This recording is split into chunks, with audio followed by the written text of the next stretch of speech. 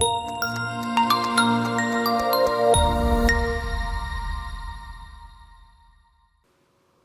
evening, and welcome to the weekend edition. My name is Peter Reznachek from ShadowTrader.net.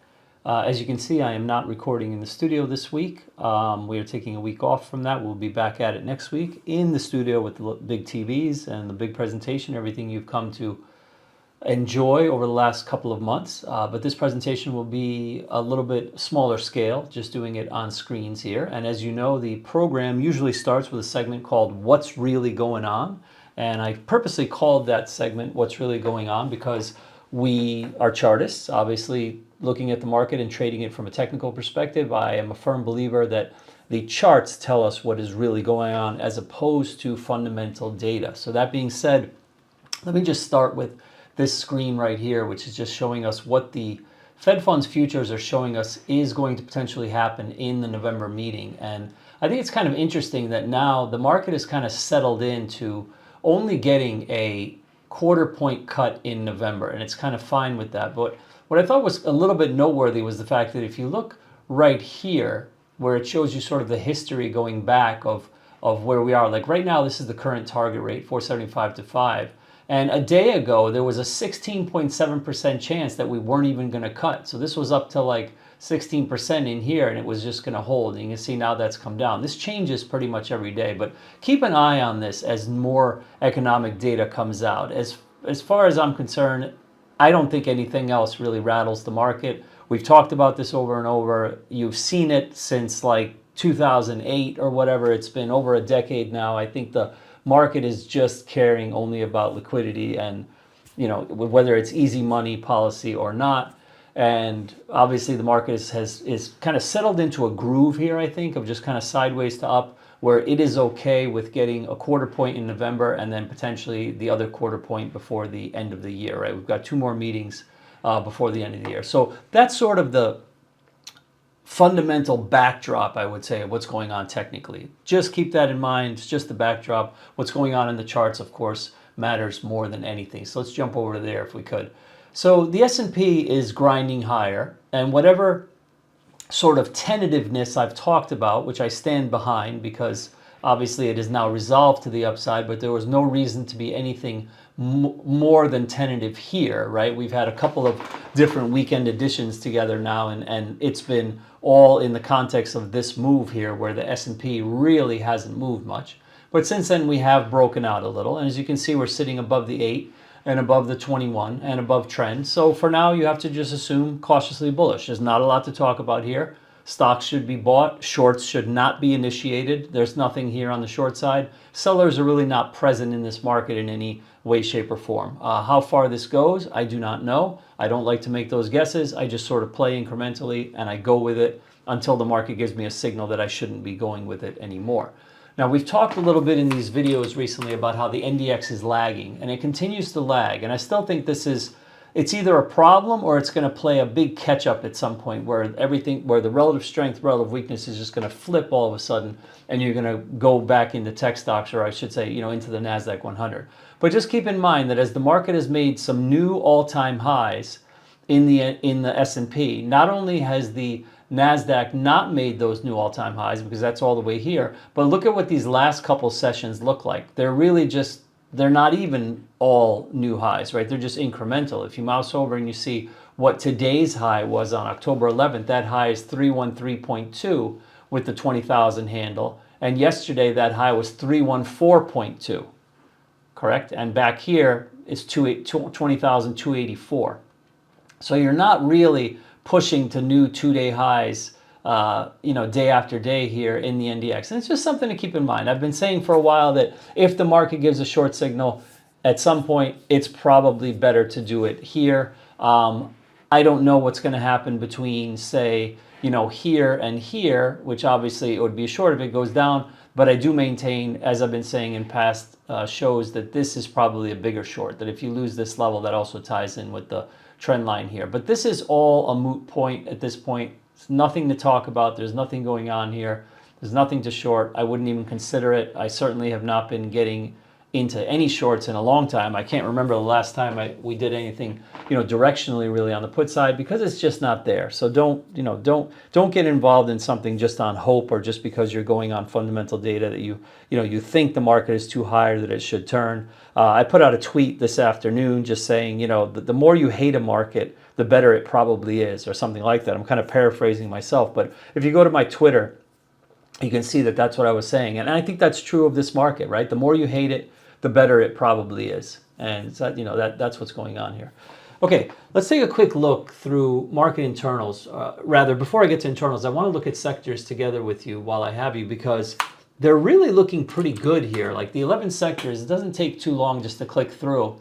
And tech is obviously always going to be very, very similar to the NASDAQ 100. And I do think it's somewhat problematic. Like as this gets a little bit steeper here, like on this line, and not really making some new highs, there's always potential that it kind of topples on itself. So we're going to be watching for that and be very, very careful. But the money definitely, especially today, just flowed into a lot of other sectors. I mean, look at the breakout from consolidation in financials. Really, really strong, right? You had a lot of sideways action, and today was day one of the breakout in the financial stocks. So they certainly look poised for higher. And when I click through all of these 11 charts, what you want to be looking for specifically is not necessarily like, do I see a trade idea there? You could, of course, do that. But what I'm more trying to illustrate to everyone is that none of these sector charts that I'm about to show you are showing any signs of falling apart. There's really nothing here where it's like, oh my gosh, that sector is really toppy, right? And that sector is, 11% of the S&P, so that matters or whatever. There's just nothing really here. Let's look at XLV, healthcare, right? Is it lagging? Certainly. But did it catch support where it should have? Certainly, right? Right at the trend line. Remember, everything is technical. I can't say it enough. It's all technical, right? All these people who don't believe in charts, I don't know what planet they're living on. I really don't understand it, because look, you have 0.1 and 0.2. So how is it possible, if TA doesn't work, that healthcare stocks stop their decline right here and then stop their decline again right here? And yet there's still people in the world that don't believe in TA. It's like unbelievable to me. But anyway, okay, I digress. Let me jump back to where I was. So point I'm making on this chart is there anything bearish here? No, it would have to lose trend. And this sort of, up and then sideways is kind of bullish at this point, right? So these are the types of sectors that then sort of get in gear. And what happens is they then fill in the blanks. And what I mean by fill in the blanks is that, like, you'll have days going forward, potentially, I don't know if this is really happening, but where sectors that you would expect might be more leading the market, like tech and financials, they may be flat to down. But on that day, healthcare will pick up the mantle, right? It'll pick up the baton, so to speak, and it'll go up. This is how a market that, I'm not going to call it strong, I'm not going to call it bullish, I'm going to say this is how a market that continues in one direction acts. It's able to continue in one direction for a long period of time because it keeps passing the baton of relative strength back and forth. Just kind of keep that in mind, right? That's very, very important. All right, let's continue on. Let's look at consumer discretionary here, which is XLY. That looks okay. It's lagging a bit, right? But certainly nothing bearish there, just kind of going sideways. Let's look at XLI, which is industrials. Day one of a breakout, so that would be a go with. Day one of a breakout. Communications, doing what? Consolidating, similar to what I said about healthcare, where you're going to have a day at some point where all of a sudden, this is the sector that leads on that day, right? Because it just decides that, okay, this is the day that these stocks go, right? This is just how things work. And again, not talking bullish overly, talking not bearish. There's a huge difference between flat out bullish and just saying, hey, this is not bearish. So keep that in mind, all right? XLP, which is staples. Again, you're riding around this 55 here. Is it weaker than the market? Certainly. But what is it doing? You've got this like inverted head and shoulders pattern at these lows that failed to go lower. It's probably going to resolve to the upside more than likely. And again, give some strength to the S&P. All right, energy and materials and utilities rather were very strong today. Again, nothing bearish on XLE. Broke trend a little while ago and is holding. And let's look at utilities. They were very strong today.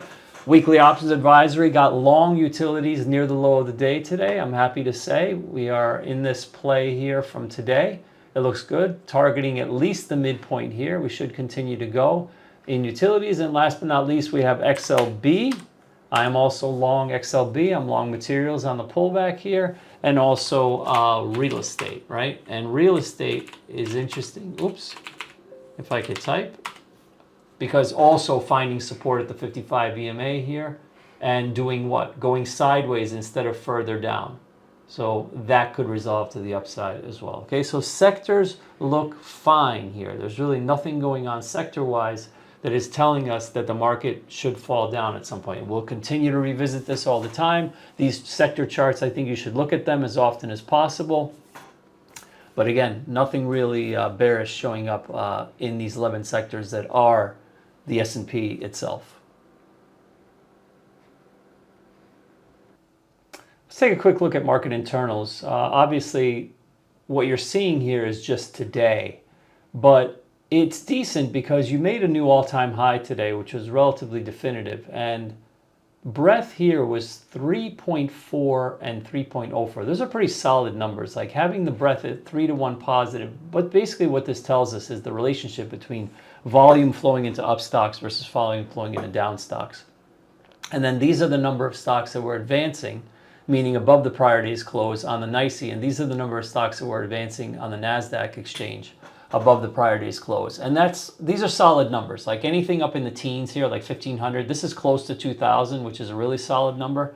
It's good. So I'm just pointing out that the underpinnings were decent. The underpinnings lately have been somewhat lackluster, but they came back kind of in force today, which is good. And the ticks were kind of non-committal. I would have liked to have seen a higher tick here at least once. The high tick of the day was only 795. You didn't get any plus thousands. But for the most part, you can see that the majority of the paint here on the iceberg is above zero, and that's important. So just keep that in mind. So I think overall internals more or less confirmed today, and something to watch every single day, but nothing really here showing any sort of deterioration of the buying as of yet.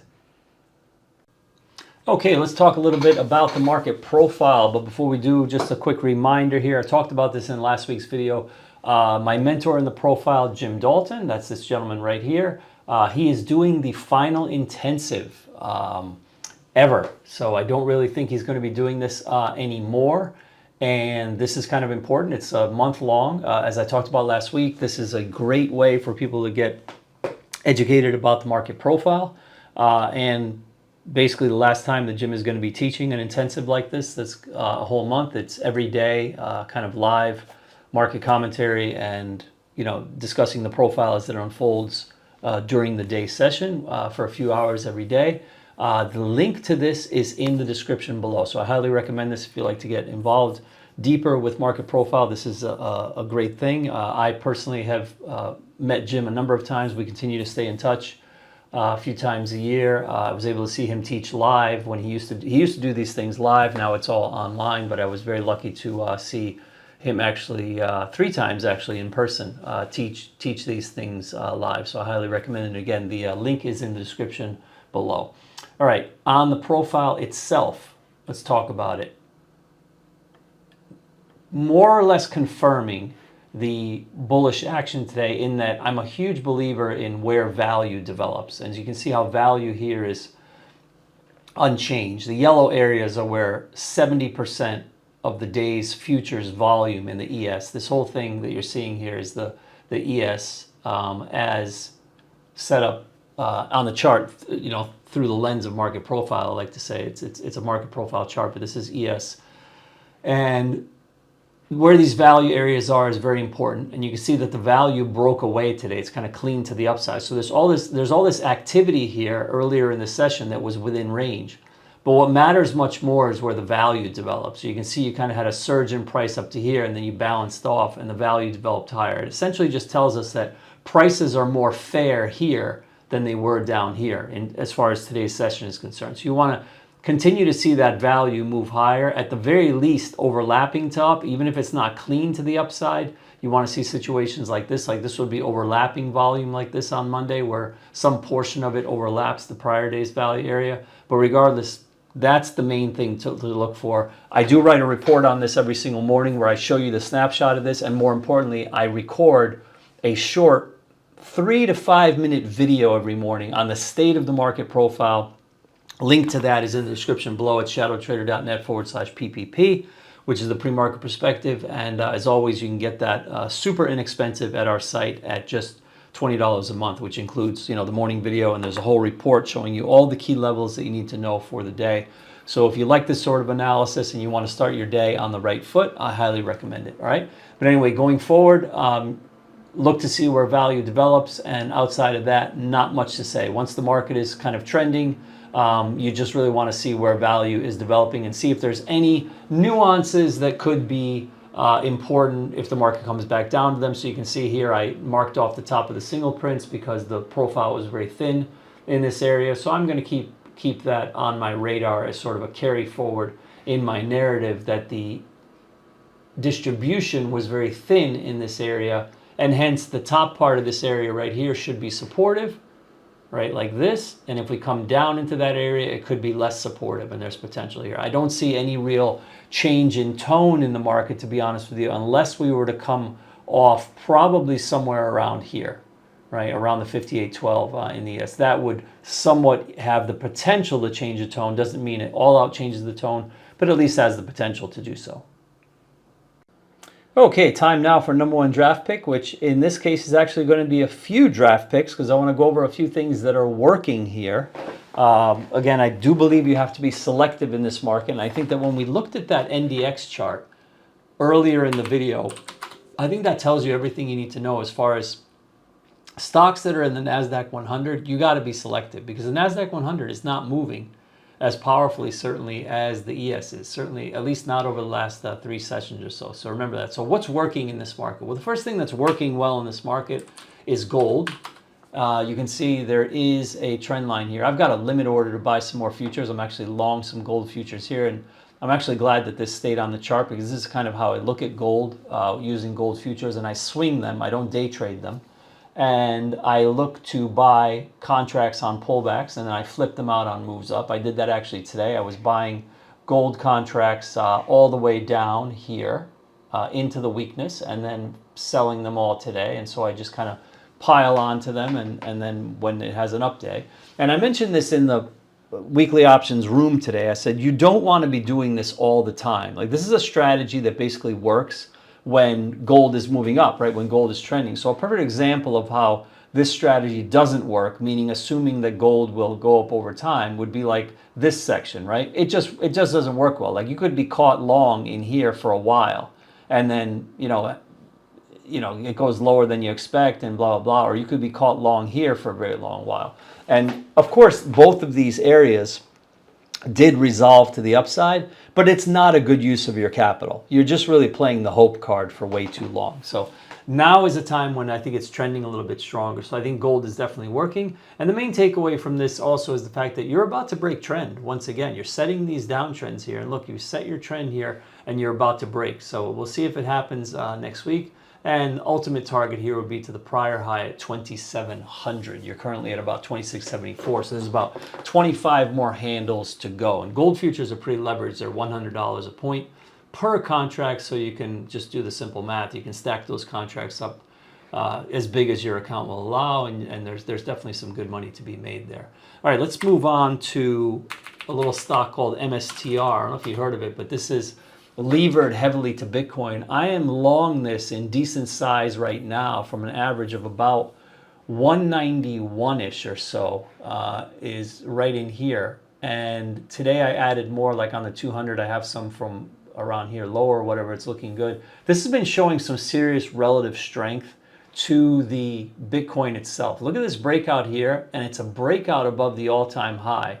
And Bitcoin has been strengthening a little, but it's definitely nowhere near its all-time high, right? Look at the BTC here. It had a nice bullish day today, but you're still caught in this kind of widening megaphone, if you will, right? That's what this is here. It's kind of widening here, right? But overall, just a tight consolidation, right? If you look at this in higher and higher time frames, you can see that this just looks like a consolidation up at the top. That's weekly, and then this is monthly. it looks good, you know. So at some point you're going to get a move above.